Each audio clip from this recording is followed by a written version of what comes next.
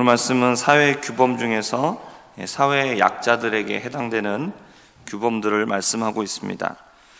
10절에서 13절까지를 보면 빌려준 것에 대해서 전당물을 잡게 되는데, 그때 어떻게 해야 되는가 말씀을 합니다.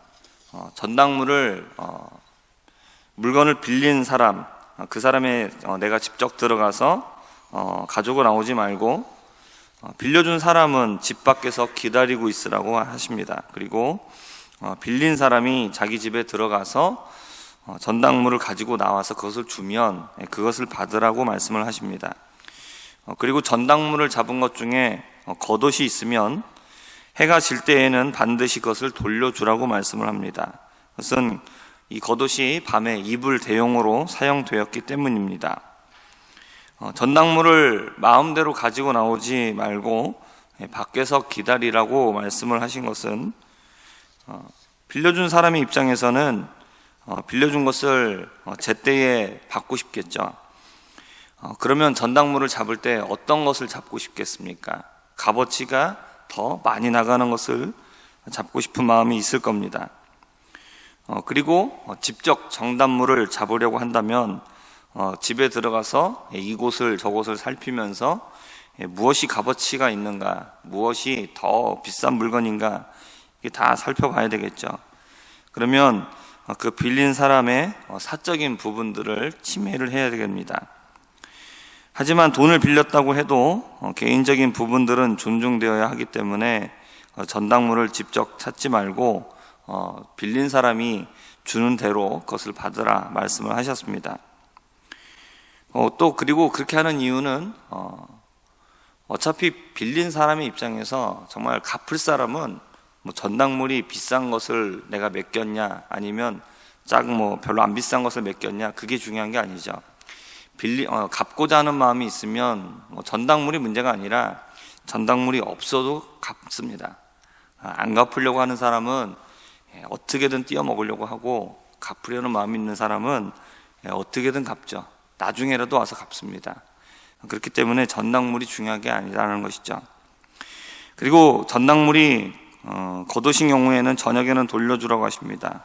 그렇지 않으면 그 사람은 추위에 떨면서 잠을 잘 수밖에 없기 때문인 건데, 하나님께서 말씀하신 대로 하면 겉옷을 전당물로 잡은 경우에는 밤에는 다시 돌려주고, 해질 때 다시 돌려주고, 그리고 이제 또 아침이 되면, 해가 뜨면 그것을 다시 이제 받게 될 겁니다. 그런데 이 말씀을 가만히 생각하다 보면 매일 이것을 되풀이하게 되잖아요. 돈을 갚을 때까지. 그러면 이 말씀을 가만히 이렇게 생각하다 보면 이게 무슨 뜻일까? 이게 받으라는 얘기일까? 이게 받지 말라는 얘기일까? 생각을 해보면 전당물이 겉옷인 경우에는 말씀은 이렇게 하고 있지만, 왜냐하면 그건 돈을 빌려준 사람의 권리니까요, 그렇죠? 하지만 매일마다 이것을 이렇게 한다고 생각을 해보면 받지 말라라는 얘기 아닐까라는 생각을 하게 됩니다. 어차피 돈이 없고 정말로 가난한데, 그것밖에 없는데 그것을 그렇게 줬다 뺏었다 하는 것, 그렇게 하지 말고 받지 말라는 뜻을 말씀하시지 않았을까 생각을 해보게 됩니다. 저녁에 옷을 덮으면서 자게 되는 사람은 어떻게 됩니까? 다시 그 옷을 자신에게 줬기 때문에 빌려준 사람을 축복하게 되고, 또 그 일이 내 하나님 여호와 앞에서 공의로움이 될 것이다 라고 말씀을 합니다. 빌린 사람은 요새 말로 을의 입장이 될 수밖에 없죠. 빌려준 사람이 갑이 원하는 대로 전당물을 내어주거나, 때로는 생계에 필요한 것이라 할지라도 내놓으라고 하면은 줄 수밖에 없는 그런 을의 입장인 것입니다. 하지만 하나님께서는 을이 될 수밖에 없는 사람들에게도 함부로 대하지 않는 것이 하나님의 뜻이다, 이것이 하나님의 방식이다라고 말씀하십니다. 그러니까 우리가 하나님 앞에 우리의 자랑스러움이, 우리가 기도를 많이 하고 하나님 앞에 헌금 많이 하고 여러 가지 일들을 많이 하는 것, 그런 것들도 다 될 수 있습니다. 하지만 우리가 삶 속에서 하나님이 원하시는 방식대로 힘들고 어려운 사람들을 대하는 것도, 그것이 바로 하나님 앞에 내어놓을 수 있는 자랑거리라는 것입니다. 14절과 15절을 보면 가난해서 어려움에 있는 일당직 일꾼을 학대하지 말라고 말씀하십니다. 그리고 일이 끝나면 그 일당을 당일에 지급하라고 말씀을 하십니다. 그렇게 해야 되는 이유는 일당을 받게 되면 그 일당을 받아서 집에서 기다리고 있는 식구들에게 먹을 것을 사가야 하죠. 단지 그 사람만이 아니라 딸려 있는 식구들도 있기 때문입니다. 그렇게 하지 않으면 단순히 그 사람과의 문제로만 그치는 것이 아니라 이것이 하나님 앞에서 죄가 된다라고 말씀을 하십니다. 우리가 살면서 사람들과 관계를 맺을 때 그 관계 속에서 이것이 하나님 앞에서 의가 될 수도 있고 죄가 될 수도 있다는 것입니다. 우리가 놓치기 쉬운 것은 하나님과의 관계가 아니라 사람들과의 관계입니다. 그리고 사람들과의 관계 중에서 특별히 나보다 못한 사람, 또 남들보다 못한 형편에 있는 그런 사람들과의 관계입니다. 내가 갑이고 이웃이 을인 상황에서 보여주는 나의 태도, 나의 모습에 하나님은 관심을 갖고 계십니다. 사랑은 무례하지 않는다라고 말씀을 합니다. 세상을 보게 되면 어떻습니까? 힘이 없는 사람들, 을의 입장에 있는 사람들에게 갑이 되면 무례함을 쉽게 드러내는 것을 볼 수 있습니다. 그리고 그런 모습이 우리들에게도 있을 수 있습니다. 믿는 사람들이 이런 것과 상관이 없었다라면 하나님께서 오늘 이스라엘 백성들에게 이 말씀을 하실 필요가 없었을 겁니다.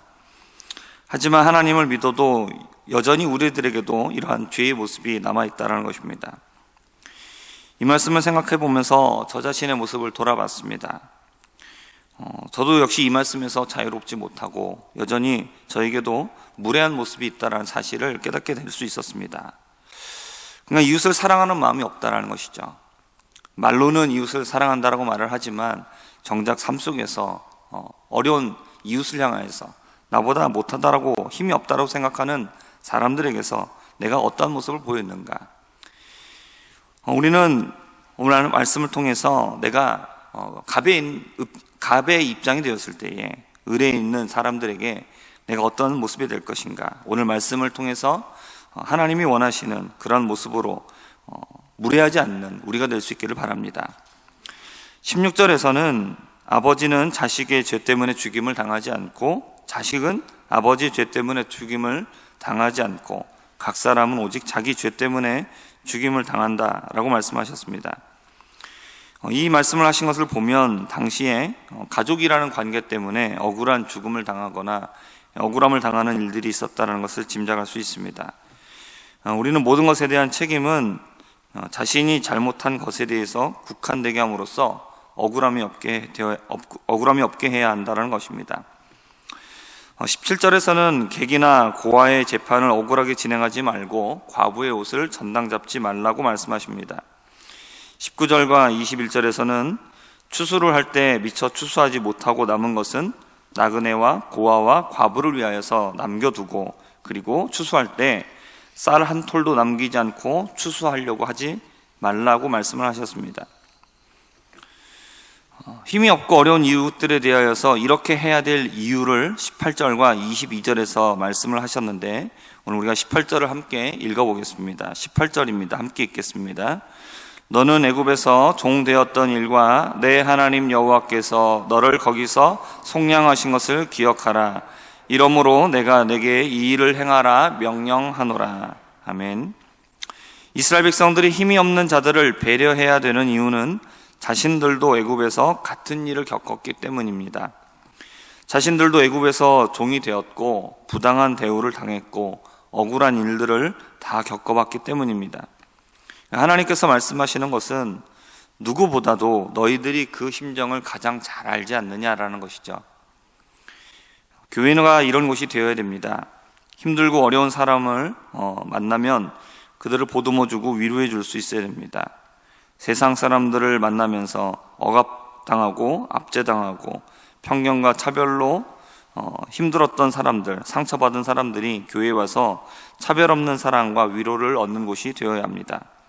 그렇게 할 수 있는 이유, 또 그렇게 되어야 되는 이유는 우리가 그 심정을 가장 잘 알기 때문입니다.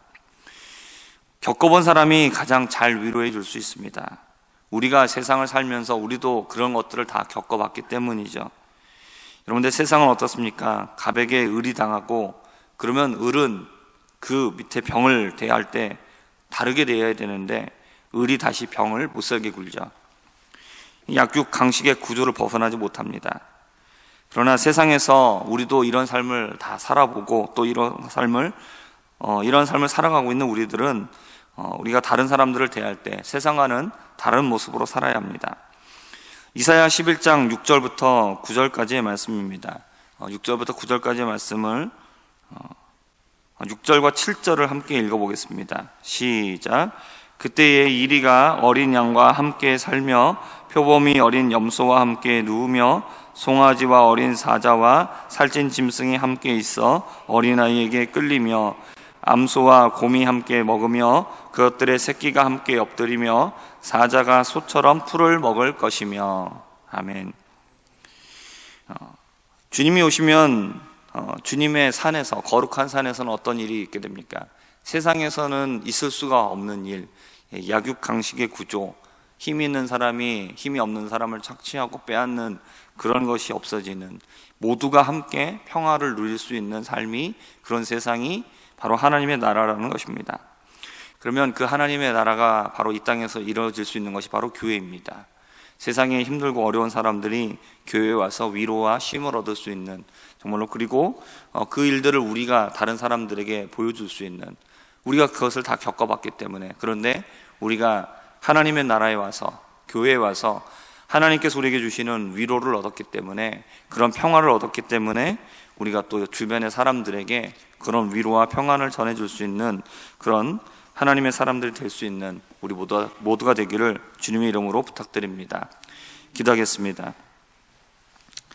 하나님 아버지, 세상에서는 힘이 있는 사람이 가진 사람이 없는 사람을, 힘이 없는 사람을 오히려 억압하고 빼앗고 그런 모든 일들이 일상이 되어 있지만, 우리가 주님의 위로와 주님의 우리에게 주시는 은혜를 경험한 우리가 하나님의 나라를 경험하였기 때문에, 우리가 세상의 사람들이 교회에 와서 우리를 통하여서 위로를 받게 하여 주시고 또 주님을 만나고 평안을 얻게 하여 주시고, 정말로 교회가 이 세상에서 하나님의 위로와 평안을 전하여 줄 수 있는 하나님의 나라가 되게 하여 주시옵소서.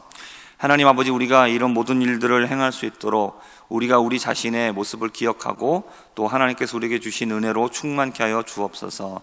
감사드리며 살아계신 예수님의 이름으로 기도합니다. 아멘.